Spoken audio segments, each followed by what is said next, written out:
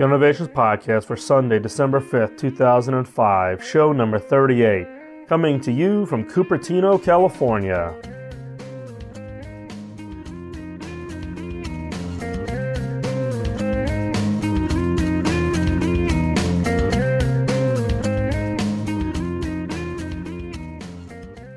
Welcome to the Killer Innovations Podcast. I'm your host, Phil McKinney.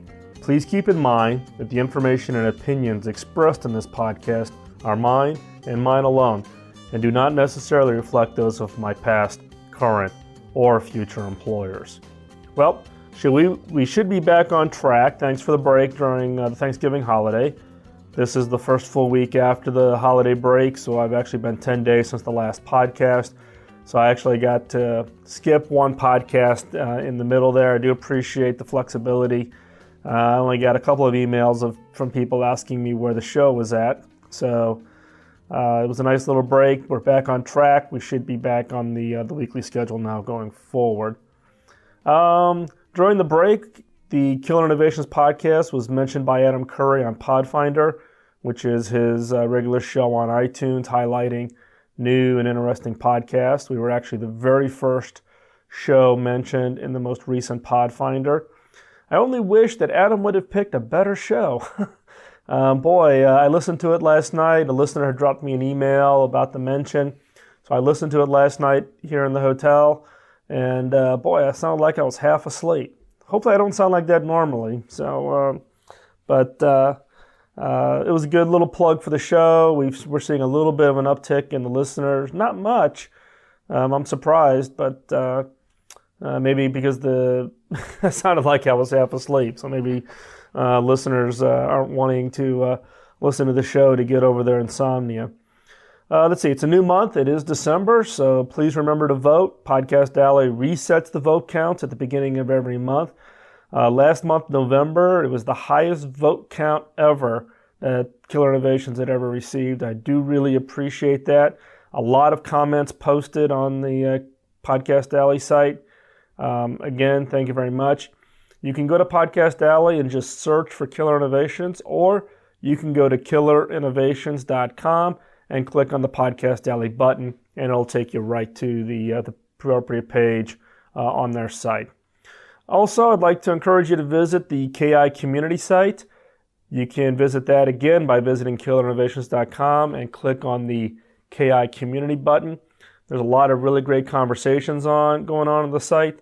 You can also click on the feedback section and post your comments about the show, recommendations, comments on audio quality, or back catalog as to what was covered in what show, those kinds of things. Also, I would be interested in getting feedback on the audio quality. I'm changing the way that I'm recording this show to make it a little bit easier for me while I'm on the road. I picked up an M-Audio Microtrack 24-bit audio recorder. It's a little device that is extremely convenient. I can basically whip it out of my bag, plug in a microphone, and quickly be recording wherever I'm at. I don't have to boot up the tablet every time. So I used this on last week's show, or I should say the show right before Thanksgiving. This is the second show using this new recording setup, so I would be interested in hearing from you on the audio quality. Thanks for the feedback. You can send me an email at podcast@killerinnovations.com. You can also leave me a voicemail feedback line at 703-636-4460, or you can Skype me at Phil_McKinney. Also, I will play one feedback message at the end of the show, so please stay tuned, and you can listen in on the feedback that we got from one listener. If you have feedback, drop me an email, send me an MP3 file, or you can call the feedback line. Again, it's 703-636-4460, and I'll play that feedback in an upcoming show. Feedback can be everything from your thoughts about the show, suggestions, questions, whatever's appropriate. So please feel free to send me the feedback. Let's go on into segment one. During this little break that I've had during the holidays, I took a little bit of time to think about kind of little rules of thumb that I've kind of learned over the years with regards to innovation. And these are, both good things and bad things. Bad from the standpoint that if you apply these rules too rigorously, you basically can miss out on potential opportunities. Good from the standpoint that they allow you to filter a large number of ideas quickly. So there's a balance in here whenever you kind of try to apply your rules of thumb or rules of innovation. And what really triggered me to think about these rules was I think it was this month's or last month's edition. I'm going to say it was Business Week 2.0, maybe it was Fast Company, where they were interviewing, industry leaders about kind of the one rule of life that they go by. And you had a pretty wide range of, altruistic kind of rules. And it kind of triggered me to think about if I had to put together a kind of the McKinney rules of innovation, what would they be?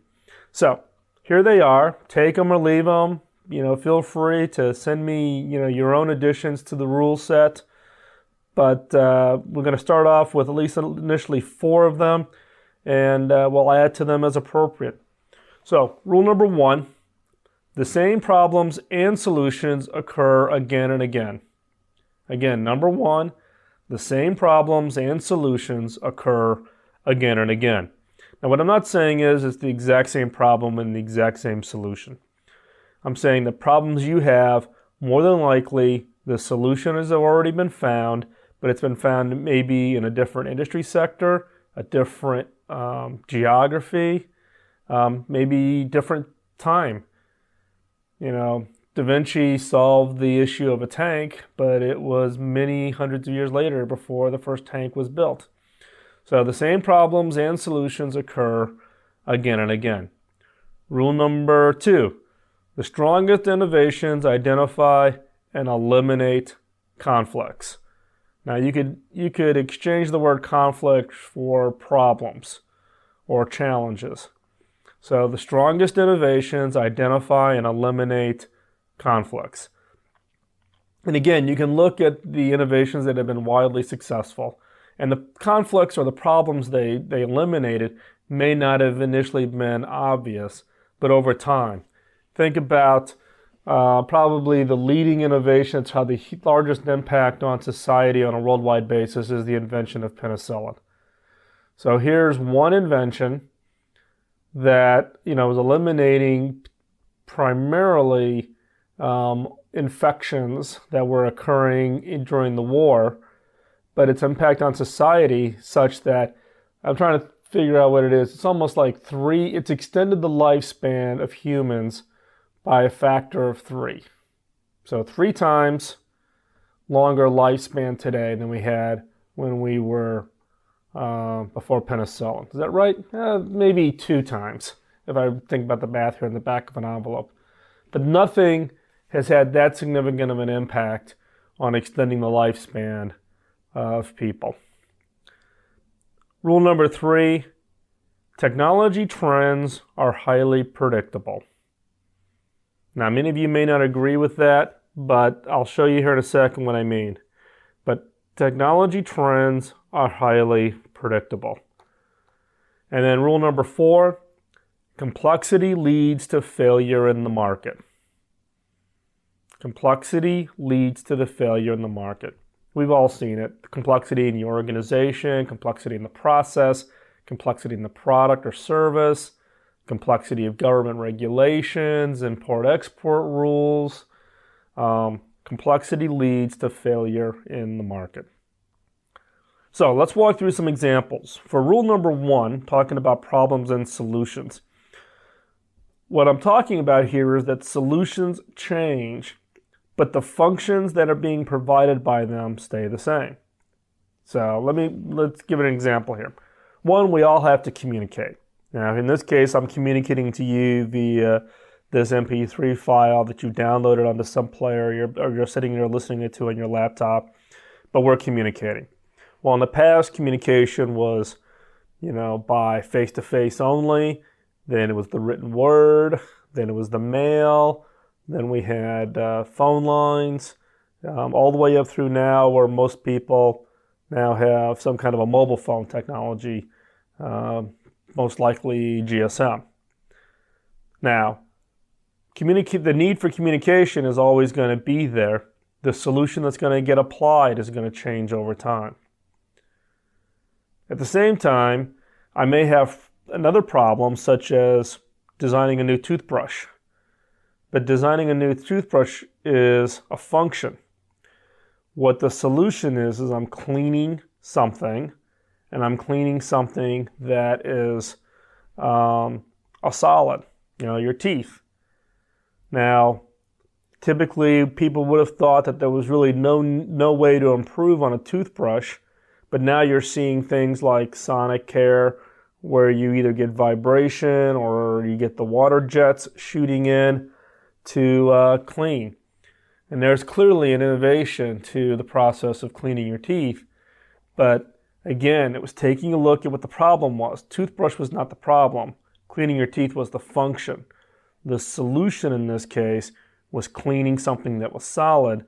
Look out at other ways to clean solid items using, power washing, water jets, and therefore was able to translate that approach into creating an entirely new way for you to clean your teeth. So, the problems and the solutions exist. They may not have been matched up to each other to give you that breakthrough idea. The other point here is that someone somewhere has already solved the problem. So in this case, talking about how do I go and identify, these new kinds of areas. Well, one is, here's an example. Let's say you want to build a strong table, but you don't want it to be a heavy table. Meaning I want something that's sturdy, but I don't want the thing to be made out of solid oak, meaning that once it's in the house, I would never be able to move it again. So the criteria is that it has to be strong, but not heavy. So not define it by what does a table look like. Define it based on the solution. Strong, not heavy. Well, what other industries or what other technologies or what other companies or what other markets have to deal with strong but not heavy? Well, it could be airplanes. They need to be strong but not heavy. The space shuttle. Shoes need to be strong. I don't want them to fall apart, but I also don't want shoes that weigh 10 pounds each. Cars. So there's lots of things out there. So there are things you can go look at in airplanes, shoes, how they did the space shuttle, cars, a variety of different areas where I have to build something that's strong but not heavy, and then back it into and apply it to how do I build and design a table that is strong but not heavy. So the function is the table, the solution is strong and heavy. How do I go apply that, and how do I go find other ideas coming from other solution areas out there in the marketplace?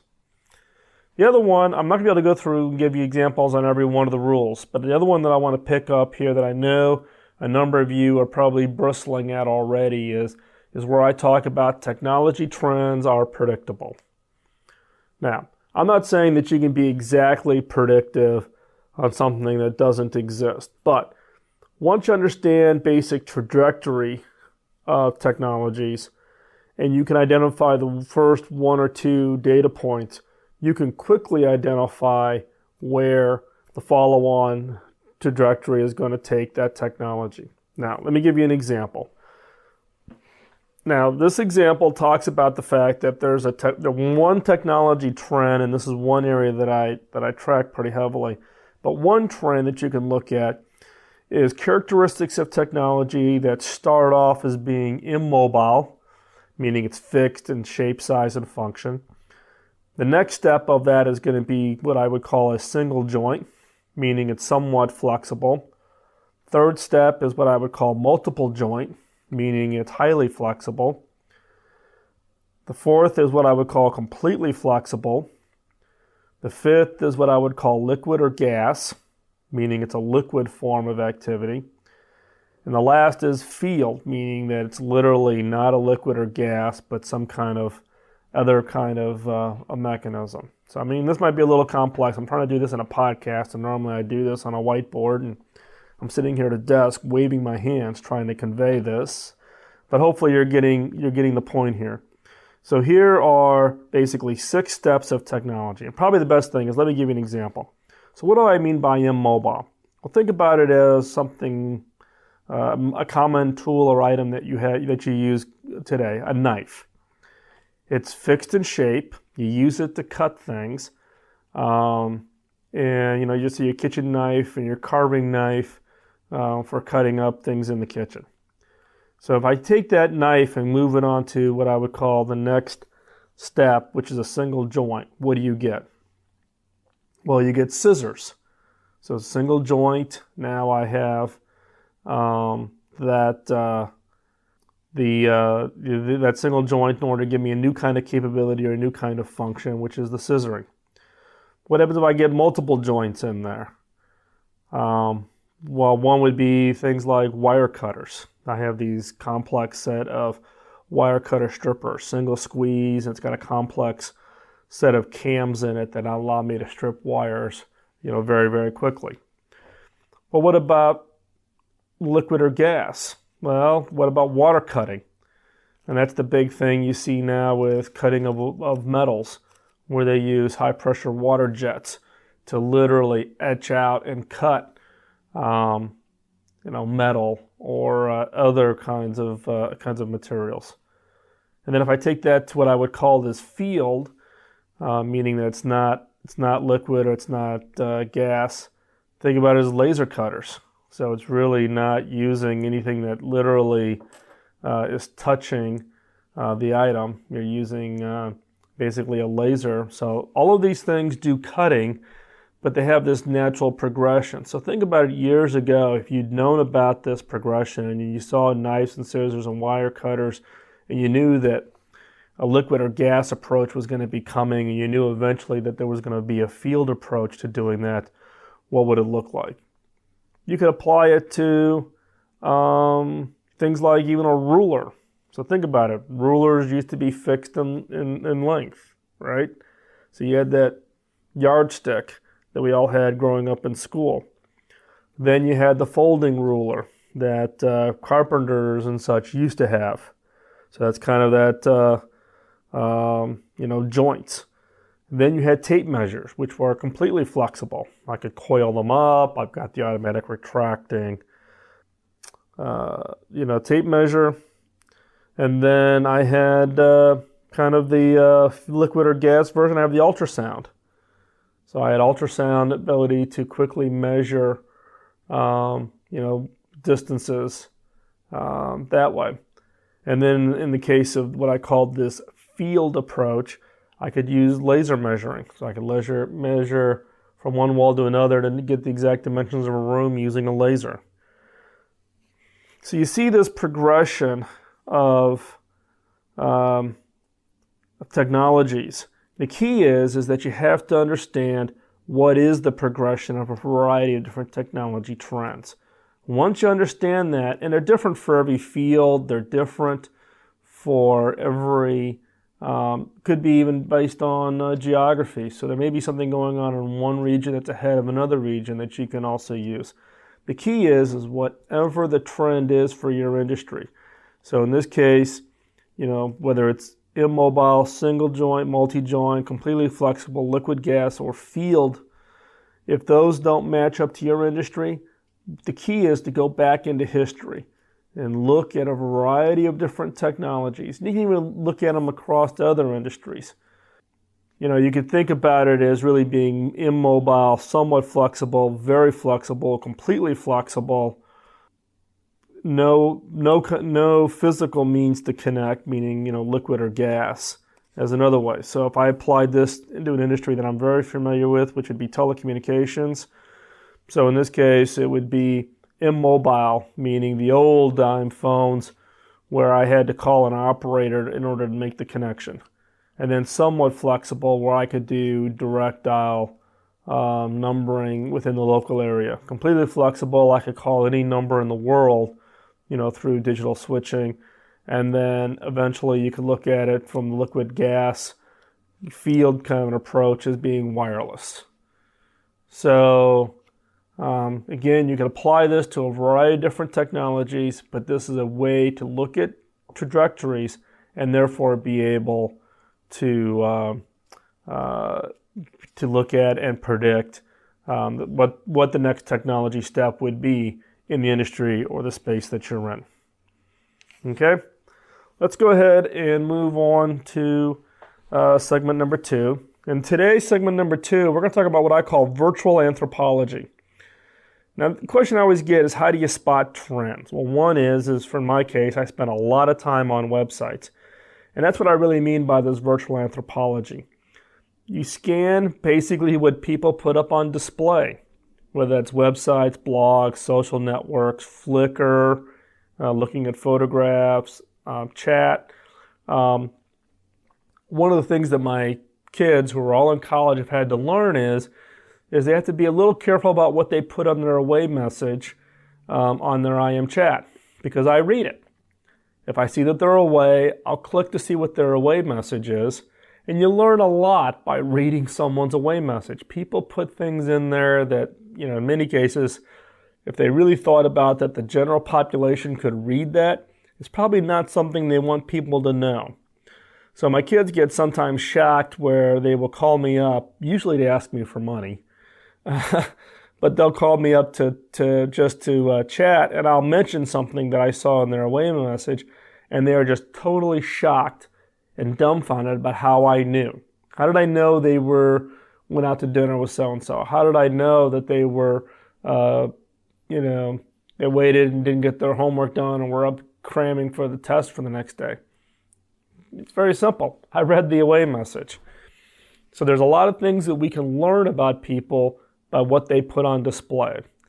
Now, keep in mind that it's really about finding out what your customers want or may want. And what you're trying to determine is what could or should you do to serve them. So you're trying to look for commonality of people out there, insight that you just normally don't have. You have to be curious. You have to be inquisitive. Now, this is not about spying. This is not about trying to snoop on your customers or trying to mask what you're trying to do or try to be sneaky. Rule here: never sell directly to those whose post you observe. So if you go out to Flickr and you see something of interest and you see a photograph that kind of gives you an insight that customer could use our product or service, resist the temptation. Don't do it. Don't go out there and then try to use this scanning approach to then go off and sell one-on-one with the customer.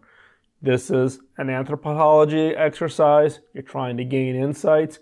You're not trying to find an individual customer to go sell to. You do that, and you will clearly turn that customer off, and you will set a bad precedence for yourself. The word will get out, and it's just bad news. So don't resist the temptation. Don't do it. So what are some sites that you can go look at? Go out to Flickr, and there's a tag called "What's in Your Bag?" These are people, typically women, who have dumped out their purses and laid out the items that are in their purse. They take a photograph and they post it to Flickr. So it's actually amazing when you look at, what a woman carries in the purse. What are the items that are common across all these photographs? Amazingly, the mobile phone is the one thing that always seems to be in that purse. And there are other things, but it gives you huge insight into what women carry. And there's other tags like that exist out there in Flickr. And I'm a big Flickr fan just from the standpoint of being able to go out there and scan the social community to identify what's emerging. For those of you who are regular visitors to the KI community site, you know that I also take some Flickr photos and I'll post them up there under weak signals, what I call visual triggers, to initiate some kind of conversation about what's being posted. So Flickr. Another one is buzznet.com. So you can go out to buzznet.com, take a look. They've got a a variety of different ways to post photographs and look at kind of what's the hot thing or cool thing that's going on. So again, Flickr, BuzzNet, and I'm sure there are many others. If you have other sites that you go to where you kind of do this virtual anthropology of what's going on in the marketplace, go ahead and post them up to the community site or send me an email and I'll post them, and we can get a conversation going on that. So again, it's really a way to spot the trends. It's really about scanning what people put on display. In this case, websites, blogs, social networks, away messages, photographs, whatever. But remember, it's not about spying, and you never sell directly to those posts that you've observed.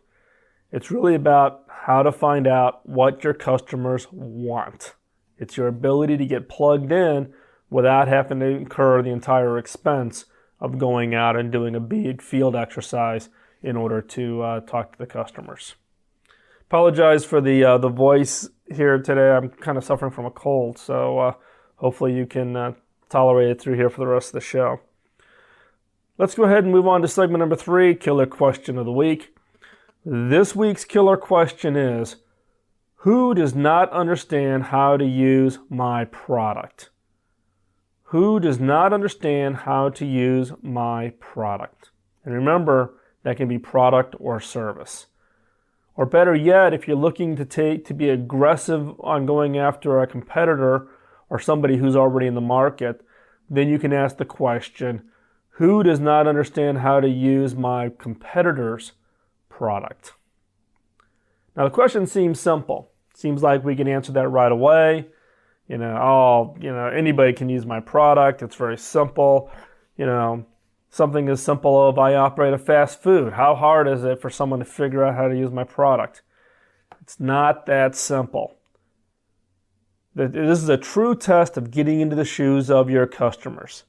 Now I'm going to reveal a little bit about myself here. I personally will avoid trying something new if I can't quickly identify how.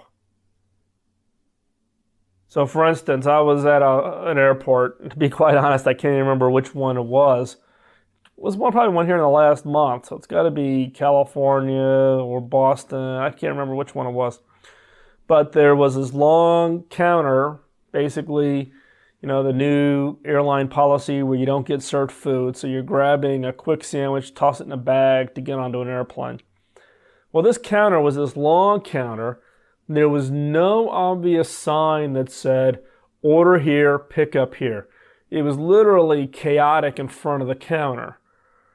You stood there, you weren't quite sure if you were the next one in line, somebody else was there in front of you, you didn't know where to order, you didn't know, do I get it here, do I stand down there, do you got to carry the sandwich to me to do the cash, how do I do this? And I stood there for like 30 seconds, could not figure out where the line was or what the mechanism was going to be. I walked across and used somebody else's. So I will personally avoid using a product or service, or in this case, just using a fast food restaurant, because I couldn't quickly identify how to use the service. I also do this where I can't figure out how to easily get assistance in a store.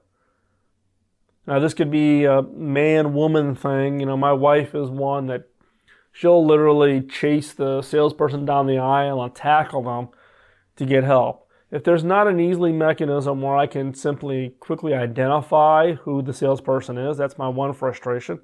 But two, if I can't quickly figure out that if they're not here, I know where to go to get them, then I'm not going to ask for assistance and I'll leave the store and I'll go someplace else. Because I am not going to have to go try to figure out the process of how to get help. The point here is it's really not talking about skill, but it's how do you convey, how do you use the product or service easily. Now I'm talking about services here, whether it's getting help in a store or eating or getting food ordered at a fast food restaurant. But the same thing applies if you've got the most high-tech product or the lowest tech servers or capabilities. So don't assume you can pick out how to answer the question.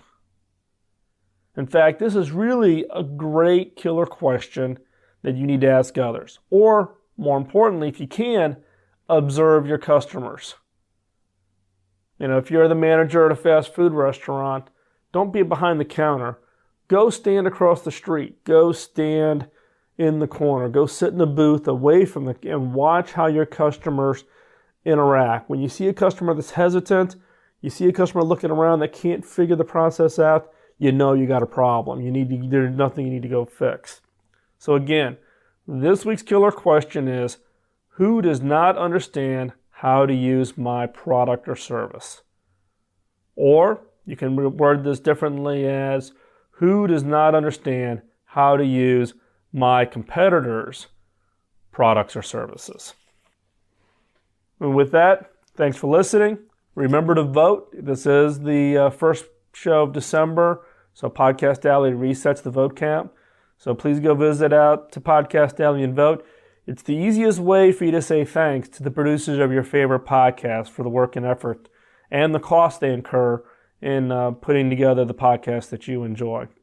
Keep the feedback coming. You can email me at podcast@killerinnovations.com. You can send me a feedback message at 703-636-4460, or you can Skype me at Phil_McKinney. At the end, I'm going to play a recent audio feedback message that came in during the holiday break here. So please stay beyond the end to listen to the feedback message. If you have an audio feedback, send me an email and I'll play it on an upcoming podcast. That feedback can be questions, comments, suggestions. It can even be criticisms. I'm looking to constantly improve the podcast, so if you have ideas. If you also have particular subject matters that you're interested in, please send them to me. Thanks for the vote. Thanks for the support. Thanks for listening. Get subscribed. Get others to subscribe. And we'll talk to you next week. Bye-bye. Hey Phil, this is Patrick. I'm calling from São Paulo, Brazil. All I want to say is thank you very much for your podcast. It has been very illuminating in helping me structure innovation inside my company. I've discovered your podcast about a month ago, and all I can say is I am amazed. I've been spending the last month trying to get caught up. I'm almost done listening to everything. I can't wait for more stuff to come up. Again, thank you very much and congratulations. It's an amazing thing that you're doing for us.